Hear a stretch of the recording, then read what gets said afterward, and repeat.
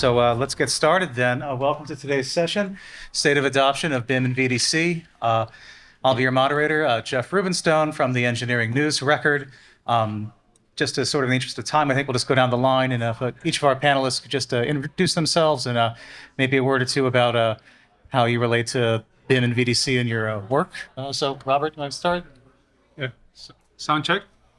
Making sure Jerry told us to speak close to the mic and everything will be recorded. So, my name is Robert Alzuarde, Innovation Manager for Pomerleau.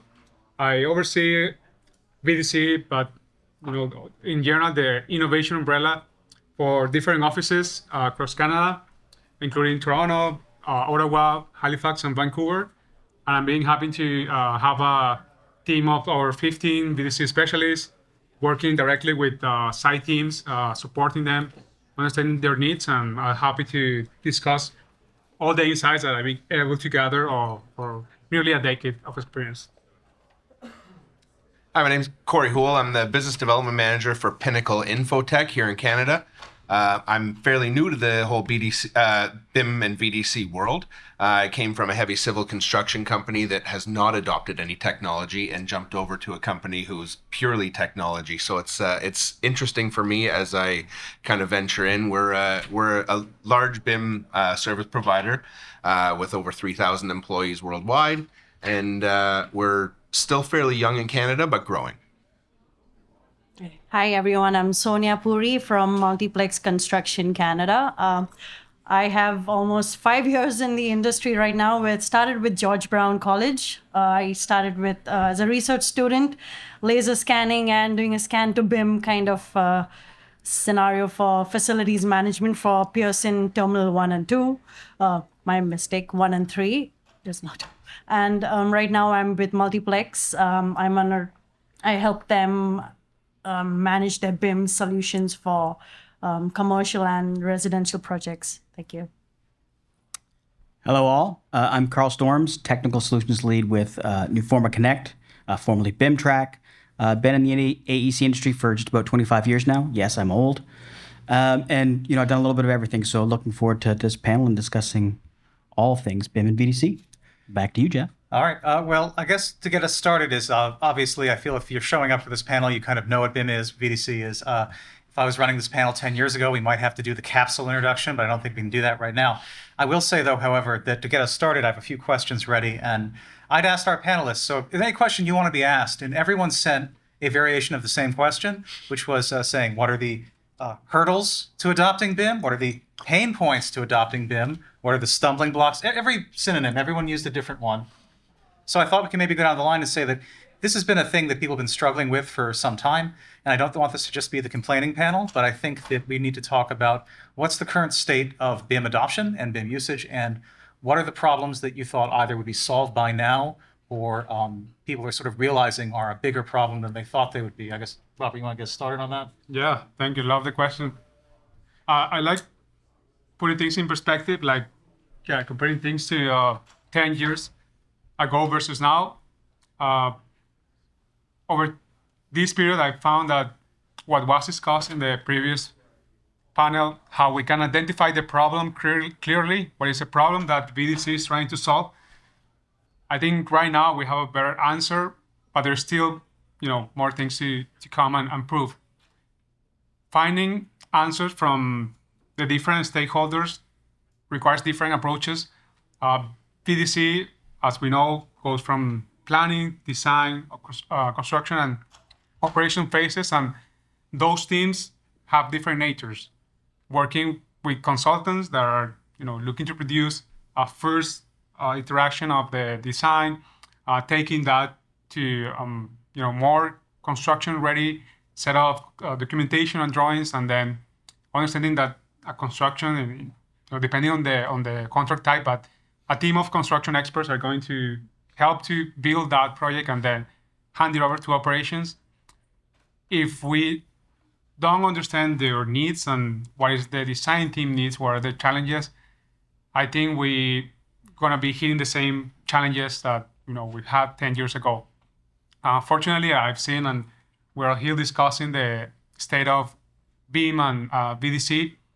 I think we have a better understanding, and I think that is because we have the opportunity to collaborate with these members. I encourage everybody in my team to go work closely, as close as you can to those design managers, those MEP coordinators who have the expertise of how things were done before BIM was part of the equation, before VDC was trying to improve the process. What was the process before that? So if we understand, okay, this is what they've been doing for a long time, this is how we can introduce a new way, a better way, a digital way of performing that task. We're going to be overcoming those challenges. No, that's a good point. And I think that, Cory, you mentioned like your background of going from the 0 to 60 on BIM, really. Now that you're working with it like more full time, I'd say, do you find that is it everything you thought it would be and more, or are you running into some of the pain points and the things that people complain about? If only we could just get this one bit of communication done, if only people knew to do this in advance. Are you seeing that? Yeah, I think there's still so many question marks around how am I going to use it, and really defining the intent of what you're going to use the whole BIM VDC platform for. So, and once you do actually implement in your organization, is it being used as an entire umbrella? Is it being shifted right down from the top, right down to the field level? So, what you run into is a lot of the field level folks are not ready to accept that kind of advancement in technology, and nor are they interested in changing the way that they do things and have done things for 30 years, right? You get some colorful language around, I don't need this technology in my life, and I've done this the same and I've always been efficient. So it's more around educating and really collaborating with the entire organization to say, here's what we're doing, here's why we're doing it, and here are some of the potential benefits. Yeah, I guess after like, what, 20-ish years, the novelties worn off, and you actually need to justify why you're doing it. Right. No more BIM for BIM's sake. Yeah, we're not just doing it because it's a cool technology. We're doing it because we want to get A, B, and C as benefits for our overall construction. You mentioned the resistance from the work side. Sonya, you deal a bit with the sort of the work face, I guess. Oh, yeah. Your work, and if there's anyone who's sort of stubbornly protesting to the VDC person, you're that VDC person they're protesting to about having to do Yes, this. unfortunately, but yes. So I mean, any stories from that? Anything you'd like to add about like the resistance to it, or even like surprising acceptance? That's a good question. Thank you, Jeff. Firstly, yeah, it starts. I mean, when as a GC and I mean as a construction manager, you're in an awkward situation where you're thinking, okay, hey, I have my BIM execution plan, I have my LOD, and we expect this from the consultants' models, and then the consultants already have their own version of that BIM execution plan. So it's funny because what you expect sometimes from the model is what you've not got. And I've seen sometimes that's with consultants, but like with trades, it's easier because at the end, they are subcontractors. So you can control the information that's come to those trade models. And it's funny that this happens because I've seen how, and it's a good thing. This is a positive because I understand sometimes the trades have not bought in maybe a LOD 300 a model. Okay, they said they've not promised you that. Like I'm talking about your big guys who have bigger scopes on the job, your structure and your mechanical. So when they do understand what you need it for, the coordination bit, you just have to make a list of, okay, fine, we're saying LOD 300, but what does that mean? Because everyone has to be on the same page. I want you to show so and so. I need some tagging. I mean, I need the glazing to show, like let's say for a facade, I need the glazing to show certain nomenclature and labeling. So it's not only legible for me as a BIM person, but everyone else in the team. Well, I've heard stories, for ENR of people who say that they asked the sub to please work on the BIM model, and they did. They essentially took the model they were emailed, and then they responded with a list of what they did with the original model, the same, just attached. Like essentially, yeah. I gave you back exactly what you gave me in a list of, can you please input these when you get a chance? Thanks. Yeah. Because, you see that thing like I'm working in BIM at that point, as a sub. Yeah, that does tend to happen, and it's just how flexible the subcontractors are. They're willing to help you out, honestly. Yeah. Okay, but of course, not naming any names here. We're kind of anonymizing this. Canadian construction is very small. Family. Everyone knows each other. So. All right, Carl. So the BIM veteran, been in the trenches a long time. In your time with this, is it getting better? Or is it better than it used to be? Do you feel that like the acceptance and understanding has come along? Or are people understanding where we're at with BIM, what it can do now? So I guess, do we want the sugar coated or do we want the truth? I mean, look, they wouldn't pack this room for the sugar coated. So give it to us. It's funny, over the time when I started working with Revit and with BIM and the philosophy back in 2008, we kind of all thought by 2010 we'll all be working in the same model. We'll have these great computers, and the problem was the computers weren't there yet. But the idea behind BIM was there, and everybody would get on board, and we would be great. So now, 15 years later, we've all realized that there is never going to be utopia. We're never all going to be working in the same project or same environment. But if we can get everyone in the same environment for a project, and we all understand, then maybe we'll get a little better. What I'm finding is now that it's become more advanced and more people know what BIM is and what it stands for, it reminds me of the old CAD comic everyone had in their print room that said, "I love CAD standards, I've created my own." And so we do the same thing with BIM. Well, we have this BIM execution plan that is awesome. Well, we have one and we're running the project. Well, yeah, but mine is really good. It's Excel. I can fill it out really quick. So we should use mine. And that's kind of the scenario. We understand what it is. We understand what it can do for us. But I don't think we've really got to the stage where we understand that if we work together, it benefits the project and the owner and the people that are paying for it, as opposed to making my life easier working on it. Okay, well, maybe that's a good point then to raise this technology conference. We've seen this theme of essentially the technology's there, but the people aren't, that we have to actually learn to trust each other and work together in a way. And that that the idea of oh, it's a federated BIM model. It's like, okay, well, who's responsible for it? Who's ultimately taking on the risk if someone else on the team screwed it up? Are we going to have to load this BIM model up in a courtroom in 5 years and argue over it? I mean, these are the questions. I mean, have you seen that sort of thing of a lack of trust can just sabotage things? Absolutely. And I think what we see here, and you'll notice when people start working together, certain GCs like working with certain architects and certain engineering firms, because they understand how each other works and it kind of plays with it. And whether that means they're BIM savvy or not, it's understanding the people and their processes as opposed to the technology. And that's the same reason why we like to stick ourselves into our technology world where we know our things. We use Revit instead of ArchiCAD or what have you, because that's what we know. So I think it's all about getting the benefit for the project and the people. And that's the part where we're struggling. We used to always talk about IPD and how that was the grand thing to come to. And now we're talking about digital delivery and digital twins. The field goal or the goalposts keep moving. That's part of the problem. Yeah, you don't want to fall into that trap of no, the solution is always around the next corner. Trust me on this one. Yeah. You can get a pretty long career out of doing that, but some people eventually catch on. Cory, I'm curious your thoughts on that idea of you do get to a point where it is actually showing recognizable benefits. This isn't just the BIM complaining session. We want to talk about the benefits. Can you maybe talk a bit about that, within an organization, how it goes beyond just the small few VDC people to actually benefiting the company as a whole?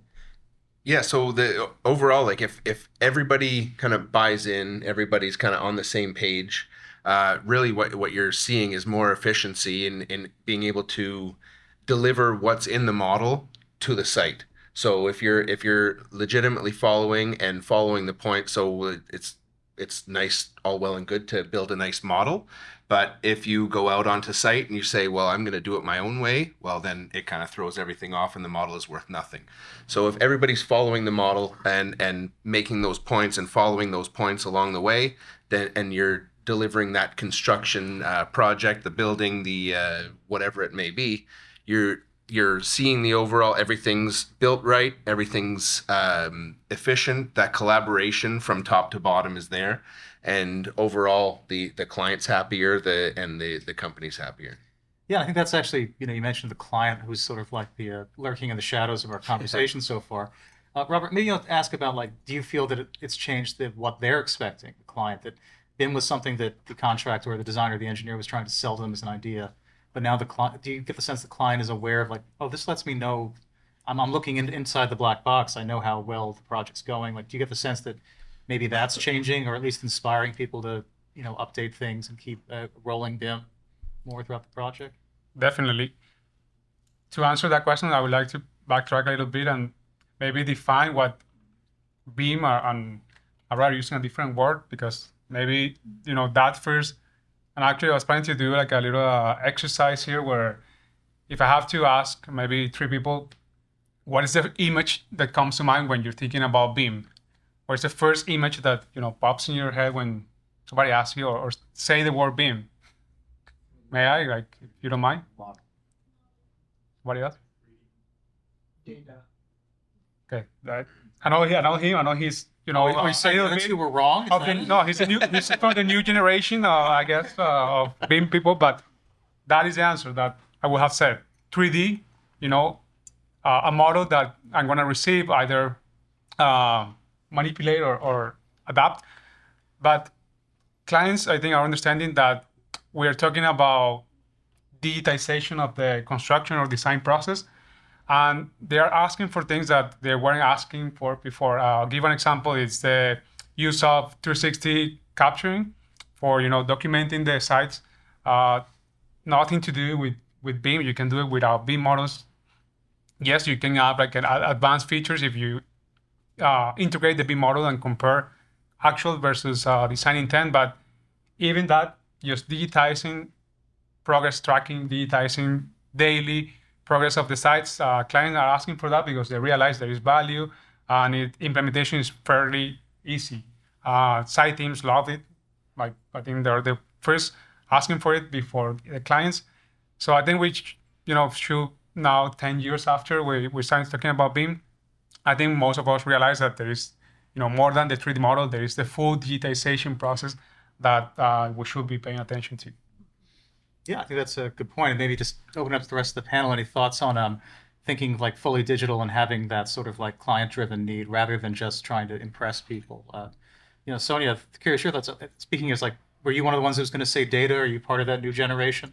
Data for sure, yes. But I find it also more interesting nowadays how, the model is great that it has data in it, but it's so good that now the model integration is so open and seamless. And when I say that, I mean, I'm collaborating more with my scheduler now because I need that schedule. I'm to make the simulation, bring up the project. I'm talking to my estimating team because I want to verify those quantities again. And then I'm also now it's amazing because now I'm even talking to my sustainability team for embodied carbon calculation. Again, we're using the model. So it's great that everyone in the department is getting on board. So you're not stuck alone. And that's what I really appreciate. Oh, and one more, safety. My safety team too. I mean, everyone they love looking at the model. They appreciate how it brings value to the job sites. Yeah, and I think that's a good point about engaging with people more, not because you just happen to stop disliking them. It's more that this has created a way where you can make a request of somebody in a way that it doesn't create a lot of work for them. Because that was always like the trade, right? Is that like, I'm almost like asking you a favor because I'm creating half a day of work for you to generate. But now with more of a data-driven way, it's not a half a day. It's it's half of an hour in the morning. And you can do that for me weekly instead of like once a month. So you get that sort of thing, those efficiencies. Any thoughts on that panel? Like just like being able to communicate across different aspects of the business faster with the data. Well, I jump in there. Like the one thing, especially talking about the data, is it's one thing to you're able at the beginning you're able to show the client what they're going to have eventually. Then you go and build it, and then the nice thing is to think about having all that data in place and looking at maintenance and future kind of upgrade of the building and continuing in terms of overall taking care of all of the parts of the building, knowing what's in it, knowing when everything needs to be tested, when everything needs to be updated. Yeah, that's the thing, is like being able to plan ahead a bit more. Like, Carl, any thoughts on that, of like having that density of information ahead of time? And and I think Cory brings up a good point. If you're understanding the possibility for the end at the beginning, so if you plan to have a model that can tie into all those different areas, if you plan to have a model that has the data, you have the ability to either inform or educate the client that that's possible. Perhaps the client's asking for it now. We are getting some that are educated looking for that. But for those that are keeping track or updating the model, it also becomes a recurring revenue stream. So If you're an architecture team that's making that model and the client buys into the idea of being able to hook into smart homes and all those things, then this becomes a recurring revenue stream. So spending that little extra up front, and now if we know our BIM, it's not really that much more up front, but we might sell it that way. We have that little bit more up front, then it pays off down the road. So everyone gets the benefit, and we're looking at the long game instead of the blueprints that are rolled up in the back closet. And I'm curious, like speaking of something that's maybe changed the last few years, and you kind of touched on this, is that committing to a particular BIM platform years ago really meant locking yourself into a certain vendor or to a certain way of doing things, and that it was very easy to be a shop, whether you're a designer or a builder, to basically like bid on something and go, oh shoot, this is vendor B, we're a vendor A shop, we're gonna have to buy a whole lot of seats. And I mean, do you feel like that has sort of changed, like that idea of either interoperability between the vendors, or the idea that at least it's not so scary to have to spin up an instance of brand X? No endorsements here on this panel. I think you're right. I think, for the most part, people still have their favorites, what they like to work in, but the ability that a lot of these platforms can now export out, like an IFC or an open BIM platform, or share across other interoperability streams where things connect. And so it's easier to do that. It's not so scary to like bid, not quite knowing what they're going to ask you to use. Exactly. And it's becoming easier and easier to have company A work with company B, work with company C as far as, interoperability. And I think that's really the future of where this is all going, is that we'll start sharing just the data. It doesn't matter what you're doing with the model. I'll give you the data, and your platform will interpret the data as you need it. Yeah. And again, like, I guess like that's also like, I mean, it's like to Robert is like, you'd asked me like, well, like, let's talk about the different sectors that are more amenable to BIM, either because the clients are more forward thinking or because, well, this tends to attract self-perform companies, so it's all in-house. I mean, do you have any thoughts on that, on like how that's changed? Like, was BIM a niche thing for certain areas and it's broadened, or is it still hot and cold in different sectors? No, say institutional clients, they have either already seen the benefits or they're seeing a little bit ahead of the game. But what I've seen is, in my experience, is that after they go through the process of, okay, we're gonna plan this project digital, so BIM is part of that, but then the end goal, and you said it, Carl, like the end goal is, okay, this input, data input is gonna be used by the operation teams, and they already have either one building operator or a team of building operators using that data and seeing the benefits and the actual advantages. Now they're going to be asking for that data. Now they bought in and they keep asking for that. So I'm thinking, I've seen that institutional projects, clients like large university names out there, they are asking for that in every project. We're helping them prepare that. And I would say, maybe surprisingly, the public sector as well is asking for BIM standards to be used. We have requirements from IELTS asking, I think, 1950 to start being discussed early in the planning process. So that's, I think, those two main sectors have been surprisingly forward thinking. It is surprising when you see a public agency going out ahead of what it's required to do and actually wanting to move things along. They're out there. They're unicorns, but they're out there. Yeah. Yes. I think it also depends on the contract that you've signed. Like IPD projects, everyone's on board. Everyone in the room is on board from the very start. So sectors also, and the kind of contracts that you sign on. And actually IPD, because it's an industrial project, so it allows that. But yes, if it's a residential, it's a little more, it's not so open. Yeah. Well, also, like, you doing a traditional like design bid build, it's like Yeah, a lot of pieces moving back and forth, and who knows what's going to happen to the model by the end of it. Yeah, or like a CCDC, be a 5B, or a construction at risk. So you don't have to, as construction managers, you don't have too much of, like in the pre-con, in the design stage, you don't have that say. Yeah. Again, like that's always the thing, is you have that upfront commitment, not just by word, but by contract helps. So, well, maybe before we go to questions, just kind of one last question here, sort of from me to the panel. I guess to start with Robert, maybe is are there any particular like practices for VDC that you find have a higher ROI than people expect and like sort of like can really, turn things around for you, or at the very least can help someone make the case to their bosses that we should go deeper on this? Yeah, I mentioned 360 capturing the digitization of the construction process as one of them. But other than that, we have seen just planning in the 3D environment. We're gonna discuss the dimensions of the BIM dimensions, the 4D. Right now, I think technology has helping us to provide improve the ROI faster than before. Obviously, we needed maybe more time to build this 4D animations. We didn't have these direct ways to integrate the schedule activities, and we're talking about data. So the data structure of the schedule to the BIM data right now is I would say fairly easy and it's way more efficient to do that. But I'll go back to how good are we also understanding the core problem, and how good we are understanding that a scheduler is going to work with a mindset, a construction mindset in our world as general contractors.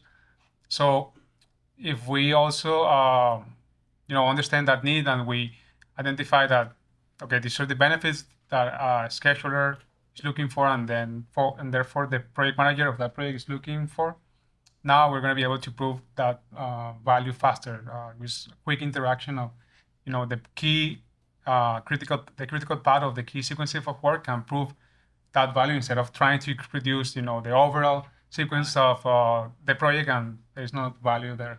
Yeah, no. Any more thoughts on the easy layups, the cheap shots that you can just show that this is actually generating something positive?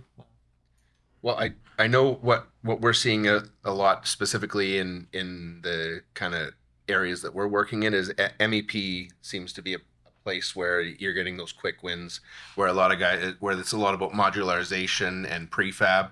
So getting some of that prefab in pre-built and having all your shop drawings all built into the model or is something It's something that shows up on the quarterly balance sheet. it's just kind of that quick the quick win and quicker work on site. Okay, well, I could just talk all day, but I want to maybe open up to the room. Anyone has any thoughts? We'll start here, I suppose. I think I wanted to mention maybe that, and apologies to any trades if they're already here, but I found often now I'm getting I get a model from a trade and it's nonsense. And then you ask them and it turns out that they outsourced it overseas. And I'm wondering, and not to say that the reason it's coming from there is they just don't know Canadian standards. Do we embrace that or do we forbid it? Because I'm tempted to now say you need a BIM person on staff in Canada, or do we, So I don't think you can control that, but what I think you can control it was then what the model is showing you, because at the end you care for the information it has. So if you have a model that, let's say, just for example, the concrete model, I got a model, but hey, it's not giving me its exposure class. It's not giving me its concrete strength. So you have to do the audit. Cannot escape that. And as a BIM and VDC specialist, we know that as we have to look at the model and then send it back. I need this data in. So I don't know how you can control what's better, but that's the way you can control it. But to help with adoption, you think outsourcing is part of the solution? I think having, like, maybe because I'm biased, because we have in-house. Yeah. It's just because you're on site. You know what's happening directly with your project. You're helping everyone on the project, so it's a lot easier. So Carlos, any thoughts on letting someone else do your homework? Hey, I'm all for somebody else doing my homework. I think that's a great idea. But as far as outsourcing, the idea, I don't think it's going to go away. Labor shortage, it's going to happen. But what I think the key there, and this is what I try to convey to people, is if subtrade A is going to outsource to wherever, it doesn't matter whether it's the other side of the world or the other side of the country, is that someone from that outsource organization has to be present at those meetings. So there's somebody there that's accountable for them. Makes a huge difference in the outcome of what you get if there's somebody there that's going to take the flack if something's not right. So I think that may be a way to sort of bridge the gap between the two. And if they can't supply somebody there, whether it's their representative locally or somebody across, then maybe then it's time for somebody else on the next job. Can add to that, and that's the key, how you manage the outsourcing process, right? You need to, yes, put your quality assurance in the mix, and I think if that's been done even before, evaluating the companies that might support you, if you have that in place, there is companies, like Pinnacle, that I'm sure they found that is the best practice, and that's how we can ensure that they know the Canadian practices and we get the results that we want. Just Yeah, sorry, my point is no issue with outsourcing companies, but that the subs aren't managing the companies that outsource. Absolutely. Yeah. They're just sending the drawings and sending them to us, and they don't Yeah. even check their own model. Not a Exactly. tech problem, a people problem. Yeah. yeah. All right, maybe another. Yeah, the third row there. Just a curiosity question, more on the facilities maintenance side. So now an educator, I used to be in the trade as a prime consultant. We had a lot of issues getting NEP to jump on board. We were in Waterloo. We were trying to pull Toronto offices to do that modeling. We found enough companies to create that. But what I haven't seen, or that's why I'm asking you, is are the facilities maintenance people using these models to the idea that we're selling? Because if you look at this whole venue that we're doing right now, it just looks like this is a beautiful thing. But I haven't actually seen, or that's why I'm asking you, are the facilities crews, the midnight staff opening up the model, clicking on that light, finding that ball data? Are we there yet? It's a curiosity. I'm not trying to poke anything. I just wonder if facilities maintenance is adapting it the same way that us. It's a pride thing too. Like authors wonder if anyone reads their books, and the VDC wonder if anyone ever opens their BIM. Yeah, anyone's thought on the long tail of BIM and whoever actually would want to use it? From my experience, the short answer is no. And We're talking about getting our own industries, yeah, but if we're this beacon and no Yeah. one's buying into it. it's kind of a double-edged sword. So the asset or the facilities management people, what they really want is they want a box that represents chiller A. They want 100 of them. They want to be able to click on that and get the PDF specs, and that's all they want. They don't care about the pretty model. Exactly. And we have this beautifully rendered model with all this stuff, but the problem is when it gets to that stage, it's too big to put easily on your phone and take out in the field and to look at that. So they go back to their, Maximo or whatever it is, and they just have a cut sheet to pull in place. So we need to have that ease of building, and that comes back to earlier talking about the idea of the data. So as the model gets built, as we fill in those specs, we have all that data in the model, but they can't handle all of that. They want to be easy to be able to get there. And one of the solutions, which no one's out there, here's your $1 million idea, whoever wants to think of it, be able to geotag when you're walking around the site. It just pulls up that information for you, bring it in place. Yeah. So my thoughts are no. No, because it is like Carl said, it is pretty heavy. How long do you think? Being the pros, how long do you think? I think that's what they're trying to bring this digital twin idea to. Yeah. Well, I think that's the idea. That gives you more into automation and the smart buildings, but I still don't see it bringing in for the maintenance. Not yet. And if you don't mind me just, flipping the question, like, do they, like, how much do they need that? I think Carl's point, like, how much do they actually need to see the 3D model to, order piece of, order the guy that's going to repair it or maintenance is due? Is it added value to their process? And I think that's where, instead of trying to push the solution. Or is it for the end user?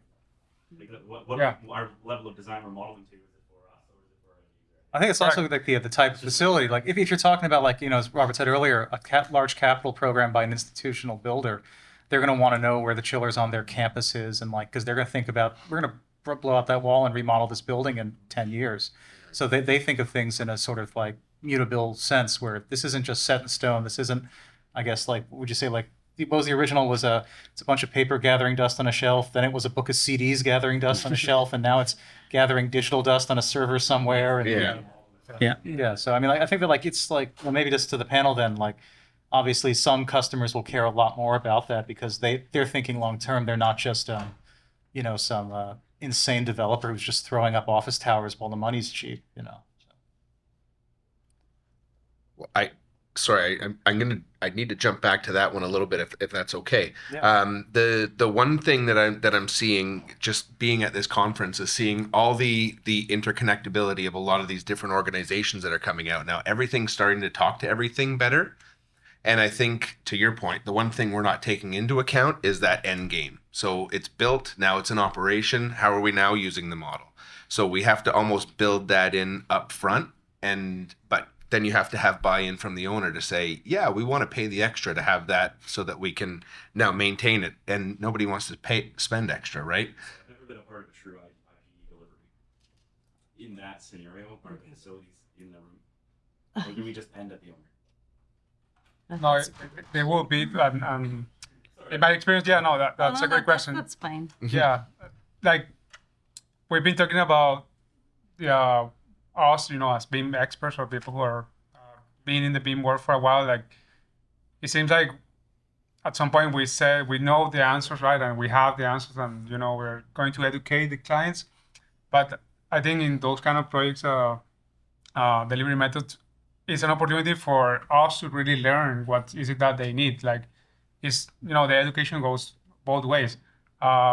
Just again to the example, they might have in their minds that okay, is the operation manager is gonna live in a room with a lot of screens showing the models, and that would be nice. Like we all have the pictures and movies, Star Wars movies, images in our minds, but it's not what they need. I think most of the time they have different processes that work for them. They know best practices, so let's learn from that. Let's sit in the the same table and learn from them, and then we find the right solution. I think that maybe has been one of the roadblocks. Going back to the first question, like not understanding the problem, not understanding the actual need. Well, I would just say that, like, I think if I was in facilities, I would want to have a dedicated screen that always had a slowly rotating 3D model of my asset. Absolutely. Actually, like 6 or 8 screens. Just to impress people when they came by to A visit. control panel. Okay, we got time for a few more questions. Yes, there in the front. So in a conventional way where the owner invests in BIM VDC as just kind of risk mitigation just to solve the biggest issues, to the point where we digitize how we communicate with different stakeholders in the project, where do you see the industry, Canadian industry, is going in terms of standardization, that this is the protocol that we're going to follow? Is this something that you see happening, or this is just going to get limited to every different GCs or organizations following their own practices, their own standards? So if there are any thoughts on that. Are we any closer to finally just mandating it here? No. No. Gotta know, maybe gotta know. I'd say probably not. Yeah. It's got to be owner driven. Yeah. Really, at the end of the day. But I mean, like, the institutions, though, in the public agencies, like, it's scattershot, but you're going to see it. I mean, I haven't heard, anything about the Canadian government, like, doing something similar. Again, everyone looks over at the UK and they think, wow, they just threw the switch and said, do it this way. Mm-hmm. And I know Canada likes to, takes a lot of cues from there, but it's probably, I would say, just as a journalistic observer, Canada's closer than the US, which is still get stuck around the idea of, like, we should have interoperable file formats. So, Yeah, they were early in the process. Like I think now with ISO 19650, there's hope, right? There is hope. If anybody has gone to the training, you can take 10 hours training, and then you are like, okay, then how do I use this? Like, how do I actually implement it on a project? I think right now we're at the phase where we're starting to have projects going through that ISO 19650 process.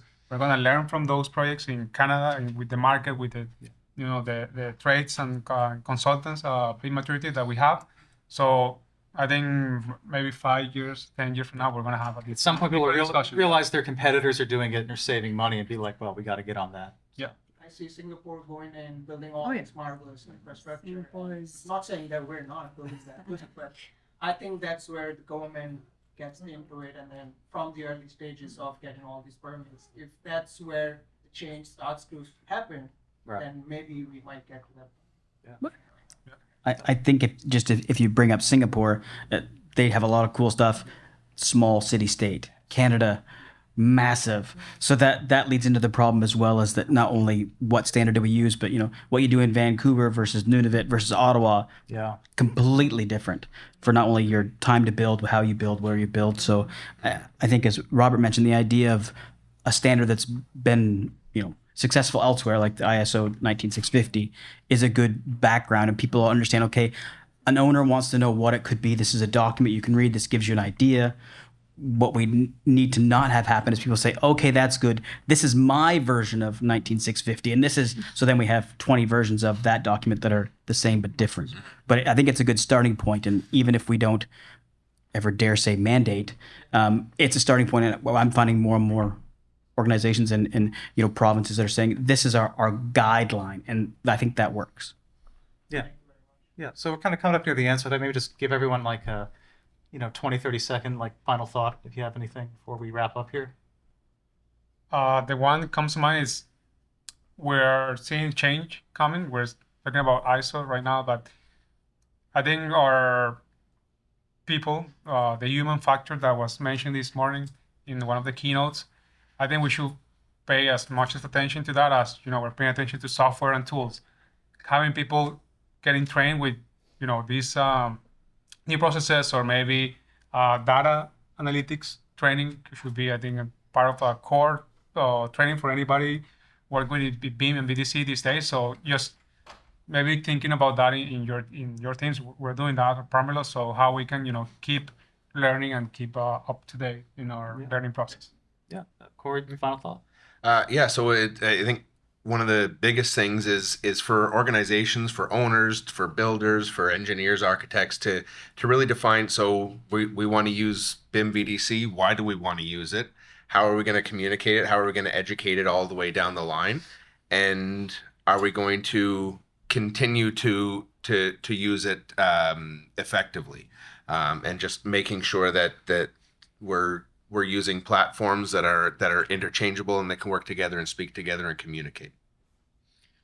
Sonya, parting thought? I just wanted to say that it's great to see how we are using the model. And I mentioned before in your own company and also now with consultants and with trades. I'm actually really looking forward to seeing the day when trades really get the most of it on site. And like Robert mentioned, I know progress documentation is very important on site, and I'm looking forward to something. Get paid faster. That'll get them attention.